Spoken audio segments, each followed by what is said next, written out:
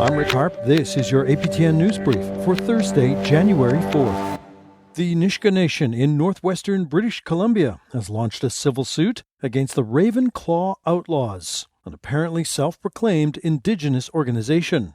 The Nisga'a claims some members of the Raven Claw Outlaws have wrongfully occupied a portion of Nisga'a territory to, in part, allegedly operate a ranch, off-grid farm, and raise livestock for sale.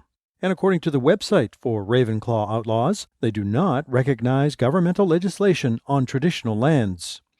The Nisga'a hope to obtain an injunction against the group, a declaration that its actions wrongfully interfere with Nisga'a treaty rights, and damages. To Murray Harbor, Prince Edward Island, where a local councillor has been given more time to pay a $500 fine and to apologize for a sign on his property calling the discovery of mass graves at residential schools a hoax. And Councillor John Robertson has 7 days to comply before he's forced to resign from his elected position. Rob Lance is PEI Minister for Housing, Land and Communities. To this point, he's basically been non-compliant with the entire process, non-responsive in any way at all. He does have the option to comply with the sanctions that were imposed on him by his council and to remain as a councillor. Criticized after a third-party review found him in violation of a code of conduct, Robertson claimed he asked for more time because he'd been traveling. Assembly of First Nations National Chief Cindy Woodhouse began 2024 with a new honor. In a ceremony held on the Piikani Nation on New Year's Day, Woodhouse received a headdress as validation of her achievements. She also received eagle feathers to support her in her upcoming travels and challenges. The invitation to ceremony came from Piikani Elder Leonard Weasel Traveller and Chief Troy Knowlton. To Quebec, where a major utility's new action plan now focuses on energy transition and greater demand for electricity, a plan which includes prioritizing new partnerships with First Nations. Maricela Amador has more. Évidemment, pour les véhicules électriques, on a besoin de batteries. Obviously, for electric vehicles, we need batteries. So, we may need more of these plants. Quebec Premier François Legault made that statement during a press conference for the inauguration of the La Romaine hydroelectric complex in the province's Côte-Nord region, a few weeks before the release of Hydro-Quebec's Action Plan 2035. He triumphed the action plan as a true partnership. And one of the things I'm proud of is the way it was done with the Innu communities. As part of the plan, the Crown Utility and the Quebec government want to initiate a process of economic reconciliation with First Nations and Inuit. The goal, according to Hydro-Quebec, is to build true economic partnerships with Indigenous communities. However, at that same press conference, Chief Jean-Charles Pietachot of the Innu Council of Iqaluit addressed the issue of royalties, which is not spelled out in the plan.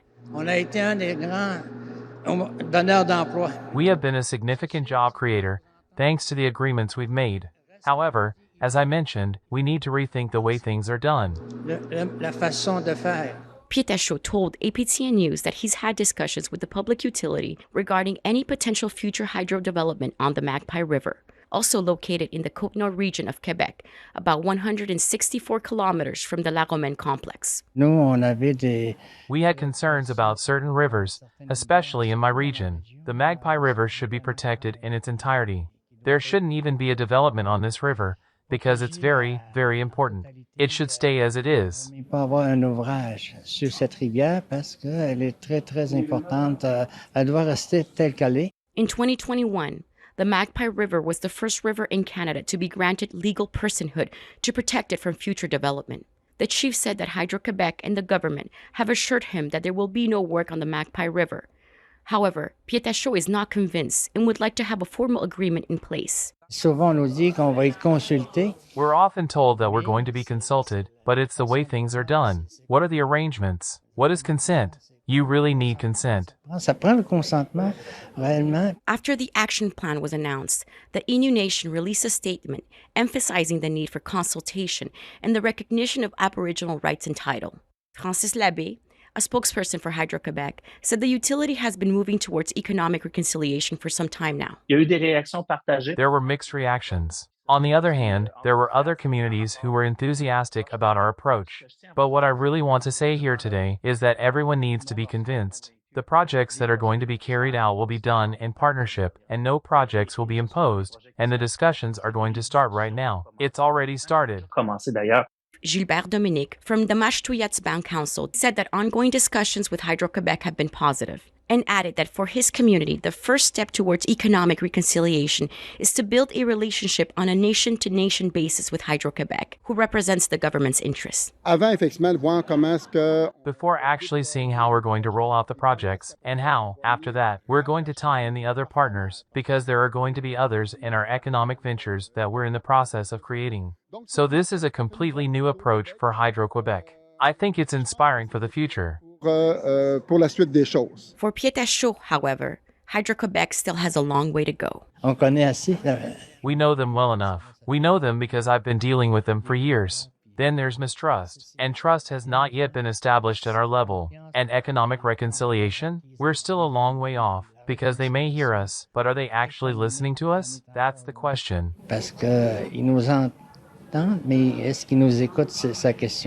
Maricela Amador, APTN National News, Montreal. And finally, our look back on 2023 continues with a visit to the Atlantic. Here with what made headlines the year just past, Angel Moore. On February 2023, the long-awaited inquiry of the treatment and experiences of Innu in the child protection system began in Shashatche, Labrador. For a long time, Innu have suffered. The Innu say displaced youth in provincial care have lost their language and culture, and 3 youths have died by suicide. The final report is expected September 2024. It's awesome. I think it's really important to teach them about the history of the dog racing in our family and to try to keep the tradition alive. Also in the region was the 40th Labrador Winter Games, held every 3 years in Happy Valley, Goose Bay, with over 500 athletes and 600 volunteers featuring traditional games such as the dog sled race.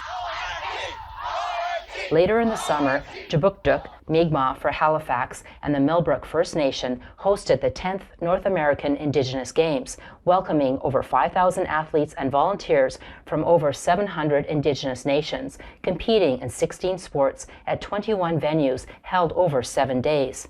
Devin Evans is from Norway House Cree Nation in northern Manitoba. His determination helped him make Team Manitoba. So I was waking up 5 o'clock in the morning every day practicing, and then after that, eat and all that, do everything, and then I practice again later, 3 or 4. So I worked really hard to get here and to be on this team. The next NAG will be hosted in Calgary in 2027. Spring in Nova Scotia and New Brunswick is Elver season. Elvers, known as baby eels, can be worth up to $5,000 a kilogram. Last April, the Department of Fisheries and Oceans shut down the lucrative fishery due to the violence and unrest. Adam Newell is from the Passamaquoddy Nation, known as Sabayak, located in the state of Maine. He says treaties take precedence over colonial laws as stated in the 17th century peace and friendship treaties. But we have to continue this fight because our people died for it. Our ancestors fought and died for this, for us here today. And we're going to honor them. We're going to honor their deaths. We're going to honor that by continuing to fish in a very management way, in a very conservation way. In New Brunswick, the Wolastoqey Chiefs announced a partnership with a foreign forestry company, the AV Group. The deal included forestry management and a land transfer. Yet at the same time, the group is one of 6 companies named in a lawsuit filed by the Wolastoqey Chiefs in 2021, seeking Aboriginal title to their traditional territory. Not only to other forestry companies, but to all other companies who wish to sort of do business within this province. It isn't just the provincial crown you have to sort of build a relationship with. It's the original inhabitants of this land. Last September, APTN News obtained an internal report titled Indigenous Identity Fraud within Native Council of Nova Scotia, or NCNS. Alleges more than 300 members of the NCNS should be removed. Part of it states that 300 plus members cannot provide objectively verifiable evidence of Indigenous ancestry. This is 1/3 of the active membership. Native Studies professor Kim Talbert says identity fraud in general is harmful. Because this is one of the problems we have with pretendians. They insert themselves into positions of power. They use those identity claims in order to gain power, to gain positions, to gain access to grants, to hunting rights, to fishing rights. They're using it in order to get something. In 2019, 4 NCNS members filed a class action lawsuit against the Nova Scotia government, asking for $40 million in damages and to reinstate moose hunting rights. The Nova Scotia Attorney General is appealing the class action certification. Angel Moore, APTN National News, Jubuktuk, also known as Halifax. And that's your APTN News Brief for Thursday, January 4th. I'm Rick Harp.